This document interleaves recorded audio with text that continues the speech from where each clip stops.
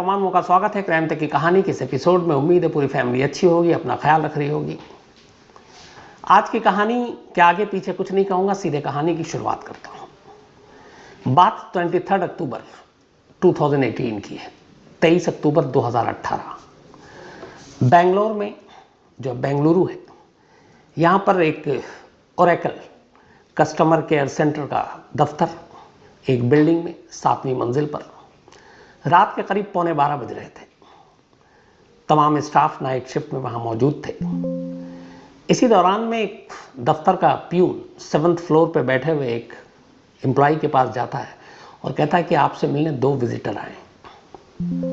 11:15 बजे रात को अब 2 विजिटर, वो भी थोड़ा सकपकाता है, लेकिन इससे पहले भी कई उसके दोस्त और बाकी लोग मिलने आते रहते थे, तो उसे लगा कोई दोस्त होंगे। वो नीचे आता है मीटिंग रूम में, जहाँ पे वेट कर रहे थे गेस्ट। 2 लोग लंबे चौड़े अच्छे कदकाठी के वहाँ बैठे हुए थे। अब ये शख्स उसके पास जाता है, दोनों मेहमानों की नज़रें मिलती हैं उससे। वो उन्हें पहचान नहीं पाता, आंखों में सवालिया निशान कि आप लोग कौन हैं। और तभी उनमें से एक शख्स अपना हाथ आगे बढ़ाता है और इस ओरेकल के एम्प्लॉय की तरफ हाथ बढ़ाते हुए सिर्फ 2 शब्द कहता है, हेलो मिस्टर तरुण। हाथ आगे बढ़ा हुआ है, जुबान से नाम तरुण। सुनते ही ये नाम सामने वाले शख्स के चेहरे पर हवाइयाँ उड़ने लगती हैं, क्योंकि ये नाम उसने 15 साल बाद सुना था। 15 साल तक ये नाम उसने किसी की जुबान से नहीं सुना। 15 साल तक किसी ने उसे तरुण कहकर पुकारा ही नहीं। इन 15 सालों में उसकी पहचान, उसका नाम एक ही था, और वो था परवीन भटेले। तो उसके सारे दफ्तर के लोग, उसकी अपनी पत्नी, दोनों बच्चे, दोस्त, पड़ोसी, हर एक यही जानते थे कि इस शख्स का नाम परवीन भटेले है। लेकिन 23 अक्टूबर 2018 की उस रात करीब 11:15 बजे ओरेकल के ऑफिस के अंदर 2 मेहमान आकर हाथ बढ़ाते हैं और कहते हैं, हेलो मिस्टर तरुण। 15 साल बाद ये नाम सुनकर लगभग उसे चक्कर आने लगता है। इस दौरान में वो पुलिस वाला अपना हाथ आगे बढ़ाता है। तब तक खौफ, दहशत कहें या फिर अनजाने में, या फिर ये कि वो अपने आप में सुध-बुध में नहीं है, वो भी अपना हाथ आगे बढ़ा देता है। दोनों हाथ मिलते हैं। सामने वाला उसके हाथ को पकड़ने के बाद उसकी उंगलियां टटोलता है। वो उस हाथ में एक उंगली ढूंढ रहा था जिसमें रिंग पहनते हैं, और वो उंगली उसकी टूटी हुई थी। जैसे ही वो हाथ मिलाता है और उस उंगली की तरफ फेरता है अपने हाथ को, सामने वालों को यकीन हो जाता है कि यही तरुण है। इसके बाद फिर वो अगली लाइन कहता है, चलिए तरुण साहब, खेल खत्म, वापस अहमदाबाद चलते हैं। और उसके बाद वो दोनों शख्स उसे लेकर बिल्डिंग के नीचे उतरते हैं।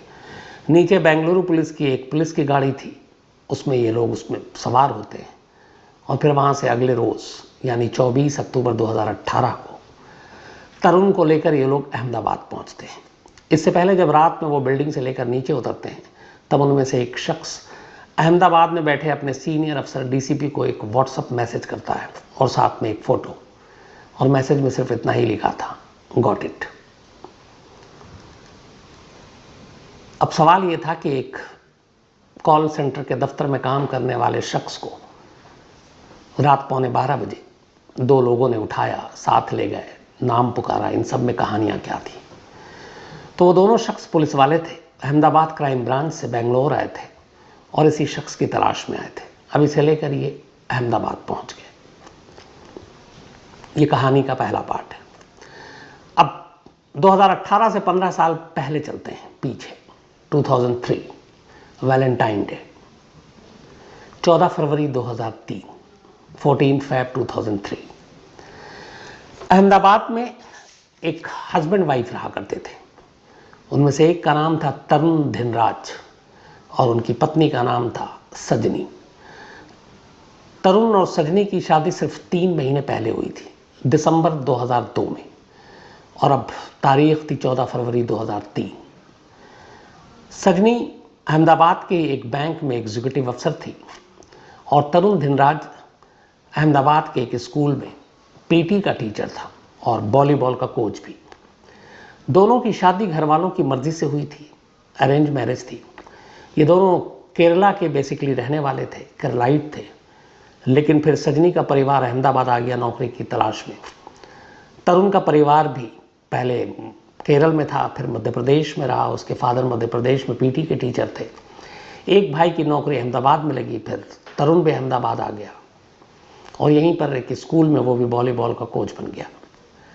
इसके बाद केरल के कुछ लोगों के ज़रिए इन दोनों का रिश्ता तय होता है और शादी होती है।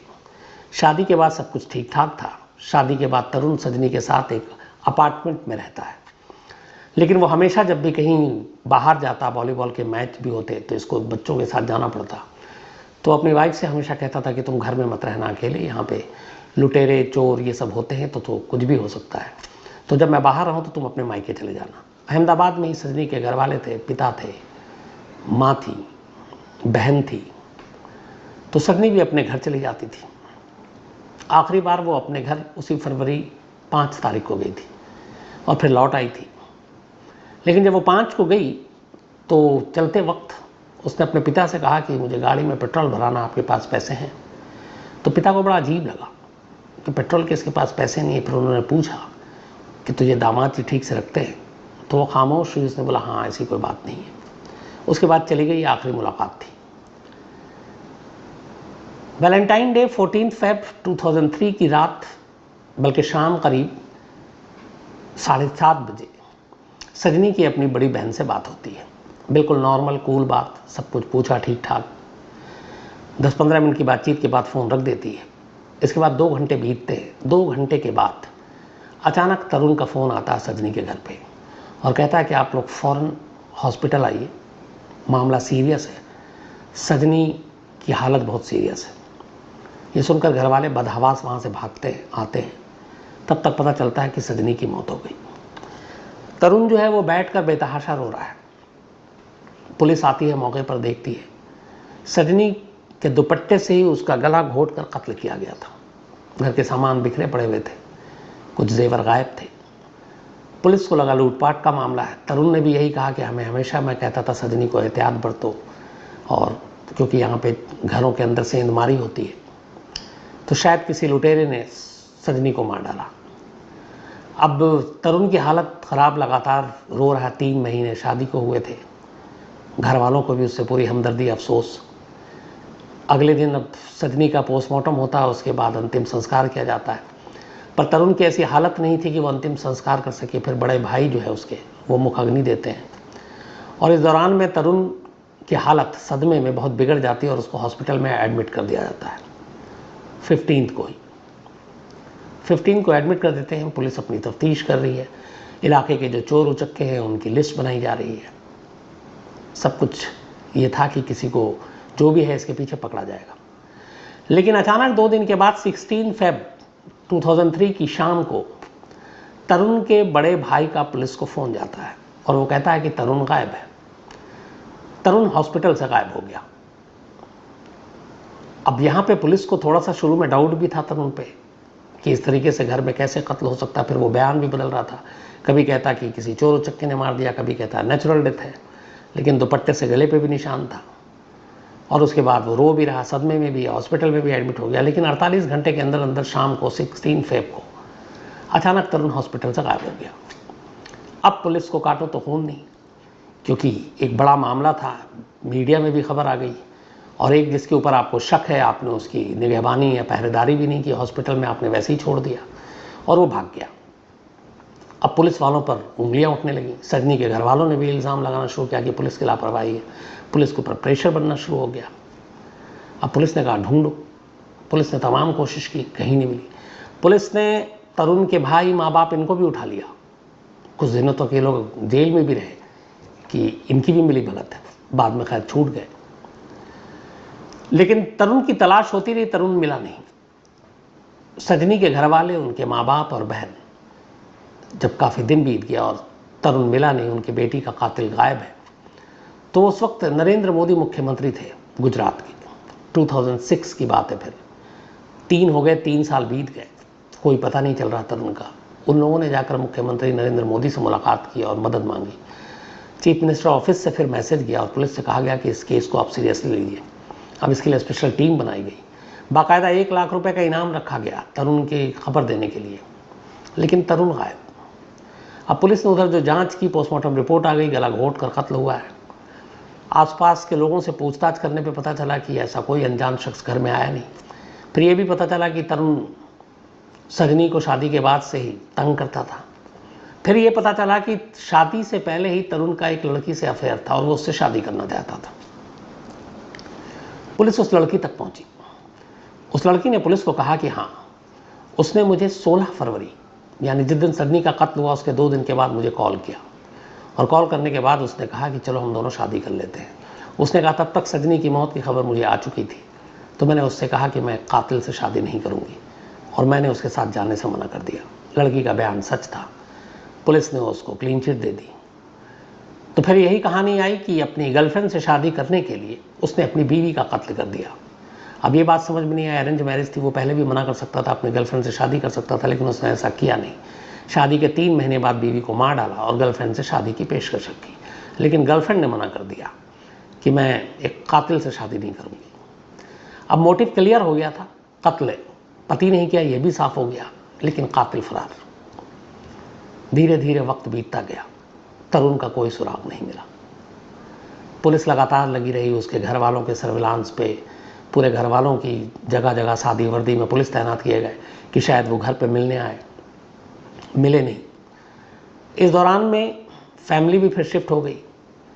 ये लोग पहले एमपी में रहते थे और फिर बेंगलोर में एक रिश्तेदार था, इसके अलावा केरल में। 2009 आते आते तरुण के पिता की मौत हो गई, और फिर पुलिस को पता चला कि 2009 में ही तरुण पहली बार केरल गया था, जब इसके माँ बाप गए थे, और वहाँ पहली बार कत्ल के बाद सजनी के यानी 6 साल बाद वो केरल में एक जगह पे अपने माँ बाप से आकर मिला। उसे देखकर माँ बाप की भी हालत ख़राब हो गई। उन्होंने कहा अगर किसी ने देख लिया तो मुसीबत आ जाएगी, पुलिस ढूंढ रही है। वो आखिरी मुलाकात थी। कहते हैं कि अपने माँ बाप से मिलने के बाद वो जब गया, उसके नेक्स्ट डे ही तरुण के पिता को हार्ट अटैक हो गया और दिल का दौरा पड़ने से 2009 में उनकी मौत हो गई। अब उसके बाद वो वहाँ से निकल गया। अब पुलिस ढूंढती रही। धीरे धीरे जब वक्त बीता तो पुलिस भी सुस्त पड़ गई। एक तरह से केस तो क्लोज ही हो गया, लेकिन केस को पूरी तरह से बंद भी नहीं किया। कहते हैं कि हर महीने एक आध बार इस केस पे नज़र डाल देते। जब भी कोई नया पुलिस अफसर आता पूछता अपडेट क्या है। मंथली मीटिंग में इस केस को ऊपर रखा जाता, फिर पूछा जाता अपडेट क्या है। लेकिन इधर साल दर साल बीतते जा रहे थे।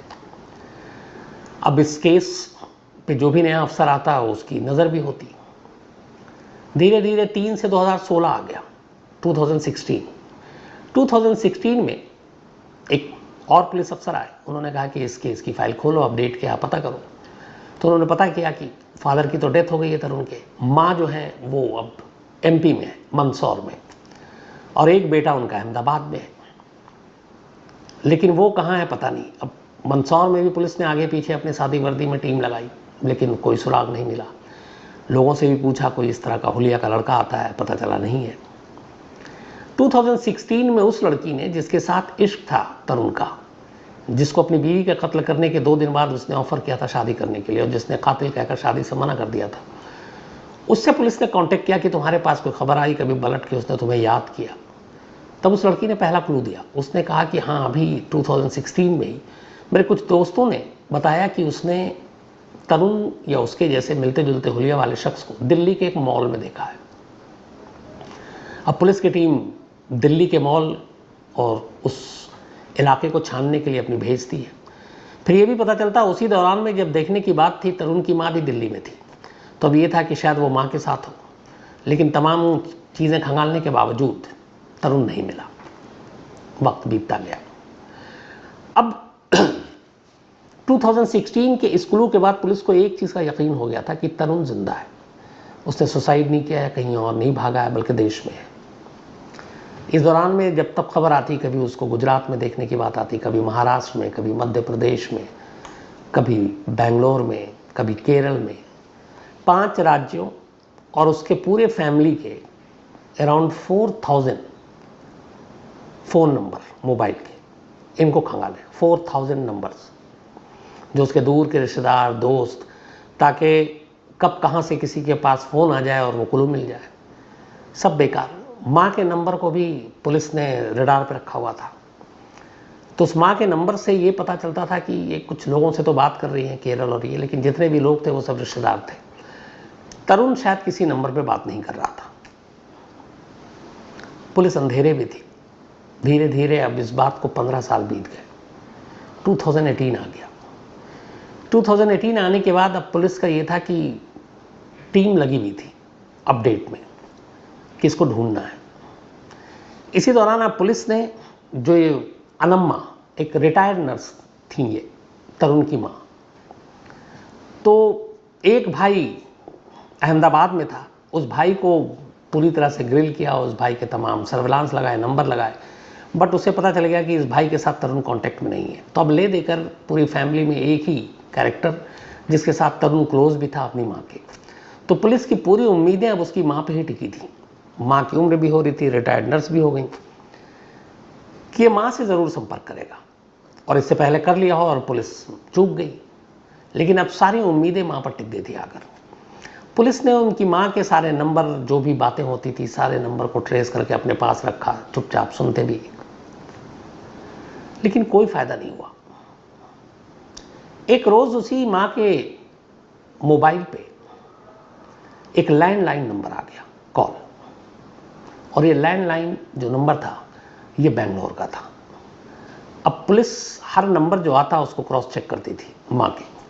ये पहली बार था कि जब बेंगलोर से किसी लैंडलाइन नंबर से कॉल किया गया था। पुलिस ने उस नंबर को चेक किया तो पता चला कि ये बेंगलोर के ओरेकल कस्टमर केयर का नंबर है। अब अहमदाबाद क्राइम ब्रांच की टीम थोड़ी हैरान कि तरुण की माँ को ओरेकल कस्टमर केयर से क्या काम, कोई ऐसी चीज़ नहीं। तो सारी निगरानी करने के बाद, सारी छानबीन करने के बाद पुलिस ने कहा कि इस नंबर को टटोला जाए। फिर ये भी हुआ कि कहीं इसी जगह पे तरुण काम तो नहीं करता। अब इसके बाद क्राइम ब्रांच की टीम अहमदाबाद से बेंगलोर के लिए रवाना होती है 22 अक्टूबर 2018 को। वहाँ जाने के बाद बेंगलोर पुलिस से कांटेक्ट करती है और फिर कहती है कि इस ओरेकल कस्टमर केयर में हमें एक एम्प्लॉय के बारे में डिटेल चाहिए। बेंगलोर पुलिस भी इस ऑफिस के HR डिपार्टमेंट को कांटेक्ट करती है और कहती है कि हमें आपके यहाँ जितने भी लोग काम करते हैं उन सबकी लिस्ट चाहिए, आपके एम्प्लॉय की। ये जाहिर नहीं करते हैं कि किसकी खास तौर पे चाहिए, क्योंकि अलर्ट चौकन्ना हो जाए सामने वाला। बस उनका ये था कि सारे एम्प्लॉय की लिस्ट चाहिए, हमारा रूटीन प्रोसीजर है लॉ एंड ऑर्डर मेंटेन करने के लिए। ओरेकल कस्टमर केयर सेंटर के HR की तरफ से लिस्ट आ जाती है मुलाजिमों की, एम्प्लॉय की। उस पूरी लिस्ट में कहीं पे भी तरुण भाटेवाल नाम का कोई एम्प्लॉय नहीं था। बट उस लिस्ट में एक नाम देखकर पुलिस जो अहमदाबाद से आए थे उसके थोड़े कान खड़े हो जाते हैं, और वो नाम था प्रवीण भटेले। अब पुलिस को लगा कि ये नाम कहीं उसने सुना है। फिर याद किया पुलिस ने तो पता चला कि जो उसकी माँ है तरुण की, वो जो कॉल करती थी, एक कॉल वो प्रवीण भटूले को भी करती थी और वो उसकी वाइफ निशा को भी करती थी, और निशा का भी नंबर उसकी माँ के पास था और माँ के पास भी निशा का नंबर था। दोनों अक्सर बातें करते थे। तो पुलिस ने अब प्रवीण भटेले और निशा, इनकी कुंडली खंगालनी शुरू की।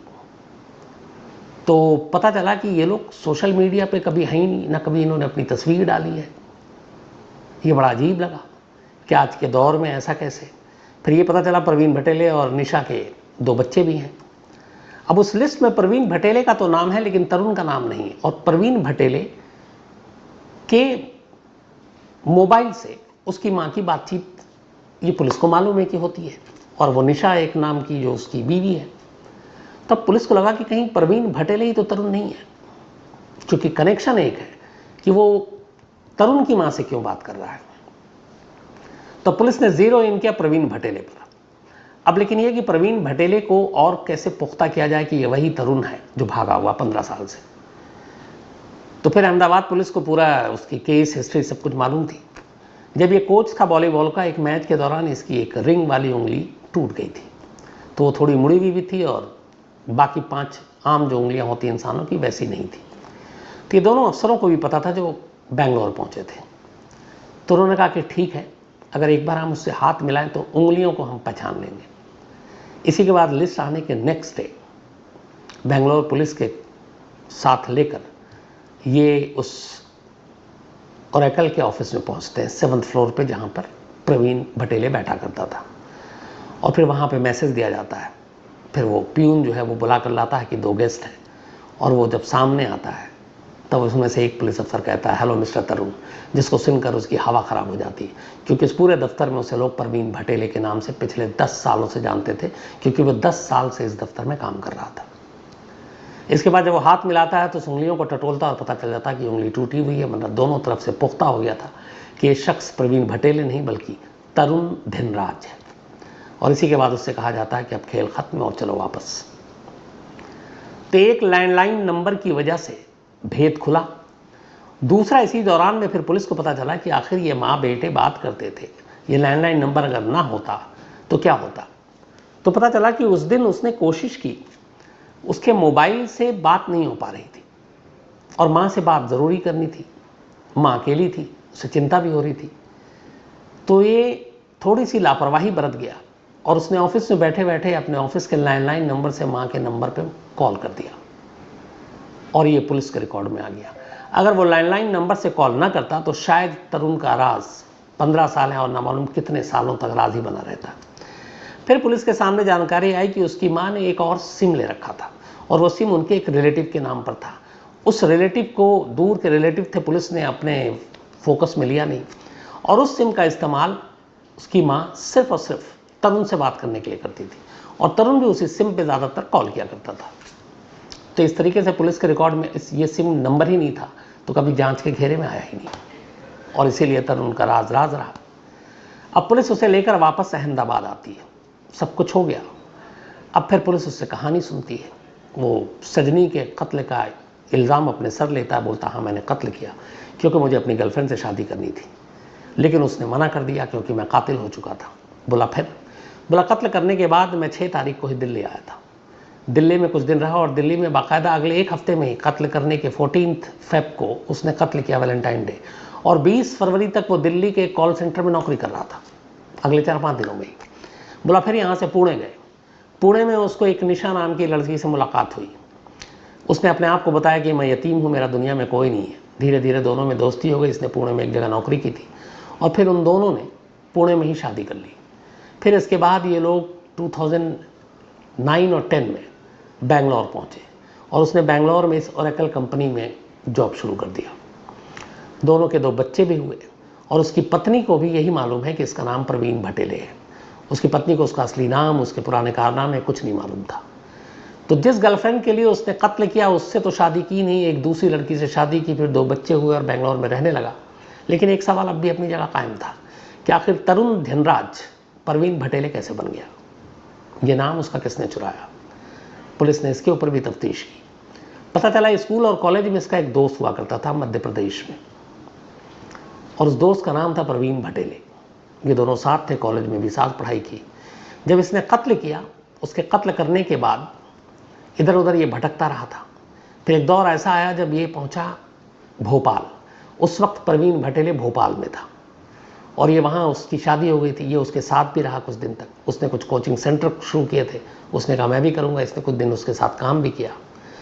फिर प्रवीण भटेले के आधार कार्ड, ड्राइविंग लाइसेंस और पासपोर्ट, इन तीनों को उसने वहाँ पे स्कैन किया, और फिर उन नामों को अपना नाम दिया, और उसमें तस्वीर अपनी लगा दी। तो आधार कार्ड भी प्रवीण भटेले के लिए, तस्वीर अपनी, ड्राइविंग लाइसेंस भी, पासपोर्ट भी, और लेकर चला गया। और इधर प्रवीण भटेले को पता नहीं। प्रवीण भटेले भी एक स्पोर्ट्स का कोच, अभी हरियाणा में शायद काम कर रहे हैं कहीं। इतना ही नहीं, इस ओरेकल में नौकरी के दौरान इस फर्जी नाम जो किसी और का चुराया हुआ, फर्जी पासपोर्ट जो किसी और का चुराया हुआ जिसमें उसकी तस्वीर लगी है, 3 बार वो यूएस भी हुआ है, अमेरिका। लेकिन एक गलती 15 साल के उसके इस राज को खोल गया। अगर उसने उस दफ्तर में उस दिन बैठकर लैंडलाइन नंबर से अपनी मां को कॉल ना किया होता तो शायद तरुण का राज ही रहता, तरुण शायद प्रवीण भटेल ही रहता। लेकिन कहते हैं कि कहीं ना कहीं एक ज़रा सी चूक आपको कब पकड़वा दे और आपका भेद कब खुल जाए नहीं कह सकते। वही चीज़ हुई। लेकिन इसमें कमाल अहमदाबाद पुलिस भी थी, खासतौर पे क्राइम ब्रांच की टीम, जिसने 15 साल केस में सुस्त रफ्तारी भी आई, सब कुछ आया, लेकिन तरुण की तलाश बंद नहीं की। तरुण अब जेल में है, साबरमती जेल में, और जो कुछ उसने किया है उसके लिए उसे सज़ा भी वैसे ही मिलेगी। तो ये थी कहानी एक ऐसे शख्स की जो 15 साल तक पुलिस को बेवकूफ़ बनाता रहा, एक नए नाम से नए शहर में रहा, नौकरी की, शादी की, 2 बच्चे पैदा किए, लेकिन ये गलती ने सारा राज खोल दिया। अब कहानी ख़त्म करूं उससे पहले अपना वही सिलसिला, आज जतिन शर्मा जी का जन्मदिन है, तो हैप्पी बर्थडे जतिन जी। और दिया शर्मा इन्होंने भेजा है, इनके हस्बैंड हैं। सैयद लुकमान हुसैन का भी आज बर्थडे है, तो हैप्पी बर्थडे सैयद लुकमान साहब। मोहम्मद हाशिर अंसारी, इनका भी आज जन्मदिन है, तो हैप्पी बर्थडे हाशिर साहब। और आफ्ताब अंसारी के बेटे हैं ये। इसके अलावा प्रीतिका मिश्रा, इनका भी जन्मदिन है, हैप्पी बर्थडे प्रीतिका। और पुष्कर मिश्रा ने भेजा है। जानू शर्मा का भी आज जन्मदिन है, तो हैप्पी बर्थडे जानू शर्मा जी। और चंदन शर्मा जी ने भेजा, उनकी पत्नी है ये। इसके अलावा शिवानंद शेट्टी, कल मैं गलती से विवेकानंद शेट्टी बोल गया था, माफ़ी चाहता हूँ, शोभा दास जी ने मुझे मेल किया। तो शिवानंद शेट्टी जी का कल बर्थडे था, तो एक बार दोबारा शिवानंद शेट्टी जी आपको बहुत बहुत जन्मदिन की बधाई, मुबारकबाद, हैप्पी बर्थडे। और शोभा दास जी, अब मुझे उम्मीद है कि आपकी शिकायत दूर हो गई होगी। इसके अलावा सोना का भी आज जन्मदिन है, तो हैप्पी बर्थडे सोना। और गजानन बिचेवार ने भेजा ही महाराष्ट्र से। साथ ही आज राजश्री शर्मा जी और पंडित सुरेश शर्मा जी, इनकी एनिवर्सरी है, तो आप दोनों को बहुत बहुत बधाई, राजश्री जी और सुरेश शर्मा जी। सुरेश शर्मा जी ने मुझे मेल भी लिखा, उन्होंने कहा ये इनकी 43वीं जय आज वो है एनिवर्सरी। और अगर विश नहीं किया तो उन्होंने कहा कि आज एनिवर्सरी के दिन रात को हम खाना नहीं खाएंगे, तो ऐसा मत कीजिएगा आप बिल्कुल। मैंने विश भी कर दिया और आप खाना भी खाइए, और आज अच्छा खाना, आज कुछ पार्टी वार्टी कहीं बाहर ले जाइए आप। इसके अलावा आज ममता देवी और अनुज राय की भी एनिवर्सरी है, आप दोनों को बहुत बहुत बधाई। और रौनक राय ने भेजा है। साथ ही मुन्नी देवी और जीवन सिंह बिस्ट, इनकी भी आज एनिवर्सरी है, आप दोनों को बहुत बहुत बधाई। और कैलाश राणा जी ने भेजा है। इसके अलावा अनीता और कमलेश चांदा, इनकी भी आज एनिवर्सरी है, तो अनीता जी और कमलेश जी आप दोनों को भी बहुत बहुत बधाई। साथ ही संजय आर्या हैं हल्द्वानी से, और 12 तारीख को इनका हैप्पी बर्थडे है, चलिए एडवांस में सही। संदेश भंडारी हैं काठमांडू से, कई लोगों ने लाउड स्पीकर के शो की बड़ी तारीफ की, दिल से आप लोगों का शुक्रिया बहुत बहुत। इसके अलावा पौरावी पाटिल हैं, हमेशा की तरह वही हंसता खिलखिलाता, इन्होंने मेल लिखा है। राहुल यादव हैं, इन्होंने एक सवाल किया कि अगर एफआईआर न दर्ज किया जाए किसी के प्रेशर या किसी के दबाव की वजह से, तो क्या किया जाना चाहिए। इनका शायद एक कहानी है कि एक एफआईआर है जो एक डीएम की वजह से नहीं लिखी जा रही है, क्योंकि डीएम का जानने वाला है। तो अगर कोई एफआईआर पुलिस वाला ना लिखे, किसी अफसर के दबाव में ना लिखे, और लोकल पुलिस लिखने से मना करे, तो एक तो सबसे हाईएस्ट जो अफसर हैं आप उनके पास जाके कंप्लेंट दे सकते हैं। नंबर 2, आपको लगे कि पुलिस से बात नहीं बनेगी, तो आप सीधे सीधे कोर्ट में भी किसी वकील को पकड़ कर जा सकते हैं कि पुलिस मेरी एफआईआर नहीं लिख रही, और फिर कोर्ट के आदेश के बाद तो अच्छे लिखेंगे। तो आखिरी रास्ता कोर्ट बचता है एफआईआर लिखवाने के लिए, और बहुत सारे ऐसे मामलों में कोर्ट के आदेश पर एफआईआर लिखी गई है। इसके अलावा सैम कुमार है, एक स्टोरी की फरमाइश की है, गर्ल इन बेसमेंट, ये शायद मैं सुना चुका हूँ आपको सैम कुमार साहब, इसी कहानी में मिलेगी।